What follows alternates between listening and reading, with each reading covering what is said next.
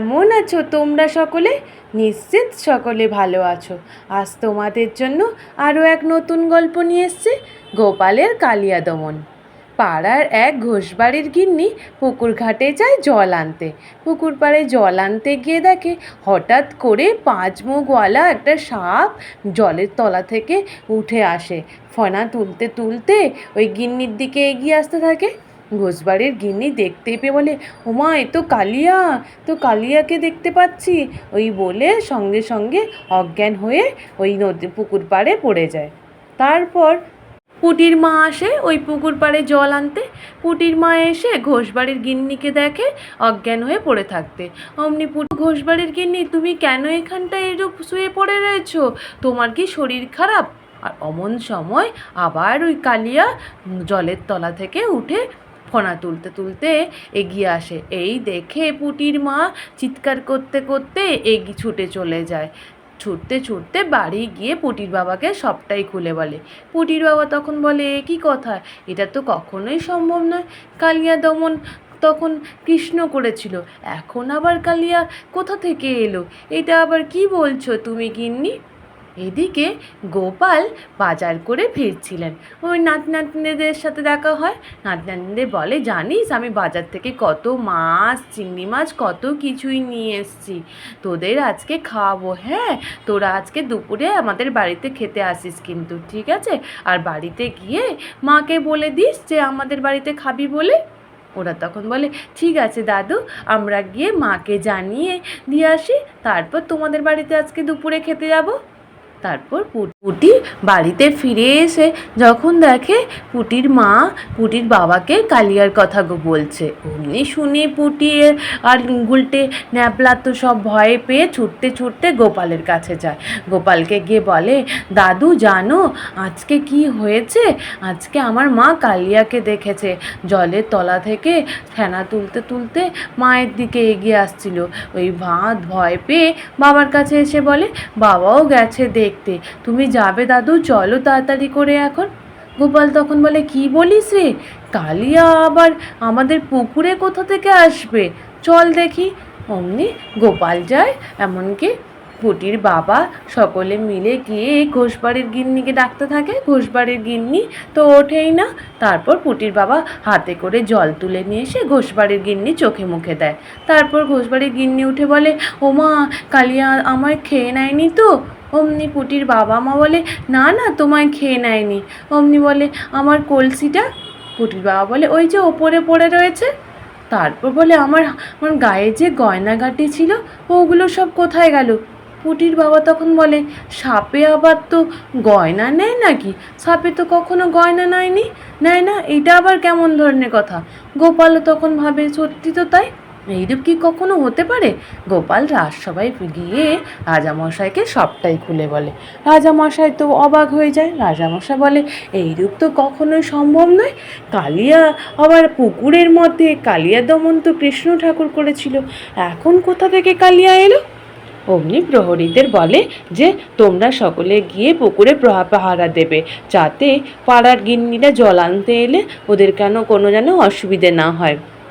তারপর রাজামশাই বিজ্ঞানীকে বলে যে পুকুরের জল নিয়ে এসে পরীক্ষা নিরীক্ষা করে দেখতে, ওর মধ্যে কোনো বীজ বা সেইরূপ কিছু পাওয়া যাচ্ছে কিনা। তারপর বিজ্ঞানী এদিকে ওই পুকুরের জল নিয়ে পরীক্ষা নিরীক্ষা করতে থাকে। এদিকে প্রহরীরাও পুকুর পাড়ে গিয়ে সব পাহারা দিতে থাকে। গোপাল বিজ্ঞানীর বাড়ি গিয়ে বিজ্ঞানীকে বলে, বিজ্ঞানী মশাই কোনো কিছু পেলেন? বিজ্ঞানী বলে, না, ওই জল পরীক্ষা করে আমি কিছুই পেলাম না গোপাল, কিন্তু আমি যখন ওই জল আনতে গেছিলাম ওই ঝোপের আড়ালে আমি আমার এই পাইপটা পেলাম, এটা আমি কিছুদিন আগে হারিয়ে ফেলেছিলাম। গোপাল তখন বলে, বিজ্ঞানী মশাই, কিন্তু আমার ব্যাপারটা একটু আলাদা লাগছে। পাইপটা আপনি ওখানে পেলেন, নিশ্চিত তাহলে এই পাইপটা দিয়ে মুখে লাগিয়ে নিঃশ্বাস নেয়, এটা মানুষেরই কাজ মনে হচ্ছে। তবু আমি দেখি কি করা যায়। এদিকে গোপাল বিজ্ঞানীর সাথে কথা বলে ওখান থেকে চলে আসে। মন্ত্রীমশাই প্রহরীদের বলতে থাকে, কি রে, তোরা ঠিক করে পাহারা দিচ্ছিস তো? সাপ কি দেখতে পাচ্ছিস? ওরা তখন বলে, না না মন্ত্রীমশাই, একদমই সাপ দেখতে পাচ্ছি না, সকাল থেকে দাঁড়িয়ে দাঁড়িয়ে আমাদের পা ব্যথা হয়ে গেল। মন্ত্রীমশাই তখন বলে, দূর, তাহলে এটা গল্প, ওই সাপটাপ কিছু নেই, তুই চলে যা তোরা ঘরে। মন্ত্রীমশাইয়ের কথা শুনে প্রহরীরা বাড়ি ফিরে যায়। তারপর আসে আবার পাড়ার আরেক বউ। অমনি ও এসেই জল আনতে আসতেই অমনি ওই কালিয়া জল থেকে উঠে আসে।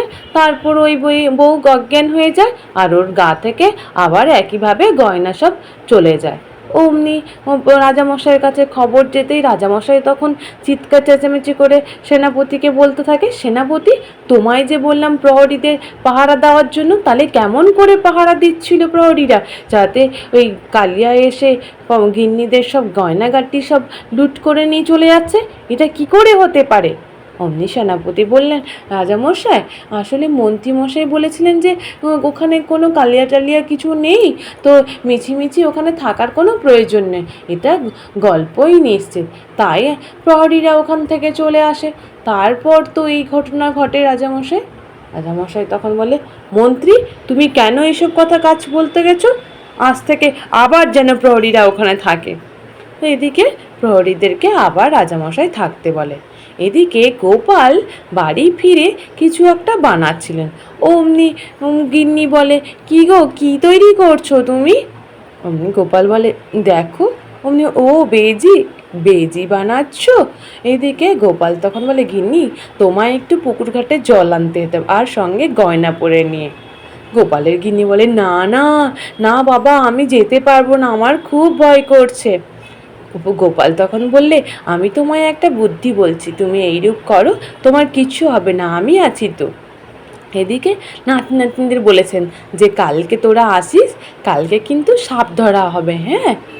এদিকে গোপাল ওই বেজির পোশাক পরে ঝোপের আড়ালে বসে থাকে, আর গোপালের গিন্নি মাথায় ঘোমটা দিয়ে জল আনতে যায়।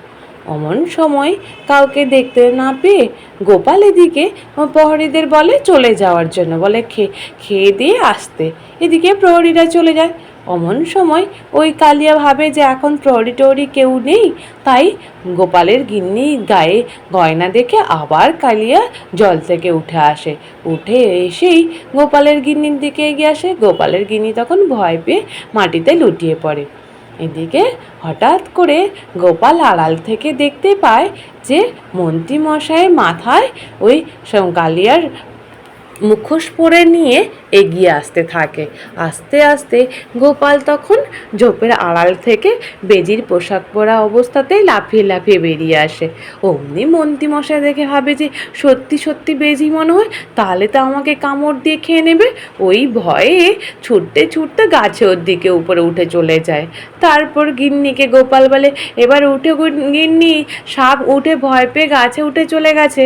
গিন্নি তখন হাসতে হাসতে বলে, কি বলো, আমরা পারলাম তো, দেখো কেমন অবস্থায়, দেখো ওই সাপ যেন গাছে উঠে চলে গেছে। গোপাল তখন বলে, হ্যাঁ, এক্ষুনি রাজামশাইদের খবর দেওয়া উচিত। রাজামশাই, মন্ত্রীমশাই, সকলেই প্রহরীরা সকলে এসে উপস্থিত। রাজামশাই এসে বলে, কি গোপাল, তুমি প্রহরীদের খেতে পাঠিয়ে দিলে, তারপর তুমি হঠাৎ ডেকে পাঠালে কেন? অমনি গোপাল বলে, রাজামশাই, আপনি দেখুন, আমি সাপ ধরেছি তো, সাপ আবার গাছের উপরে উঠে বসে আছে। রাজামশাই বলে, এ কি কথা, সাপ আবার গাছের উপরে মানে? অমনি রাজামশাই যখন তাকিয়ে দেখে, হ্যাঁ, মন্ত্রী কেউ একটা গাছের উপর মুখোশ পরে বসে আছে, কালিয়ার মুখোশ। অমনি গোপাল তখন বলে, রাজামশাই, ওই যে গুলটে পুটির কাছ থেকে আপনি ওই গুলতিটা নিয়ে ওর দিকে ঢিল ছুঁড়ে মারুন দেখি, তারপর বোঝা যাবে সাপ আস্তে আস্তে করে নিচে নেমে চলে আসবে। অমনি রাজামশাই গুলতি মারতে থাকে। সঙ্গে সঙ্গেই ওই মন্ত্রীমশাই চিৎকার করতে করতে নিচে নেমে আসে। রাজামশাই বলে, মন্ত্রী বেটা, তুমি তুমি এমন ধরনের কাজ করেছো, তোমার আগে শাস্তি হওয়া দরকার। তোমার অত বড় স্পর্ধা, তুমি কি না আমার রাজ্যের গিন্নিদের গা থেকে গয়না লুট করে নিচ্ছ? তোমাকে বেটা আজকে গুলতি মারতে মারতেই শেষ করব। ওই বলে রাজামশাই ছুটতে থাকে মন্ত্রীমশাই পেছনে। মন্ত্রীমশাইও ছুটতে থাকে। আজ এই পর্যন্ত। নিশ্চিত তোমাদের সকলে ভালো লেগেছে। আর যদি ভালো লেগে থাকে তাহলে একটু লাইক আর সাবস্ক্রাইব করে দিও। আর তোমরা সকলে ভালো থেকো, কেমন? টাটা।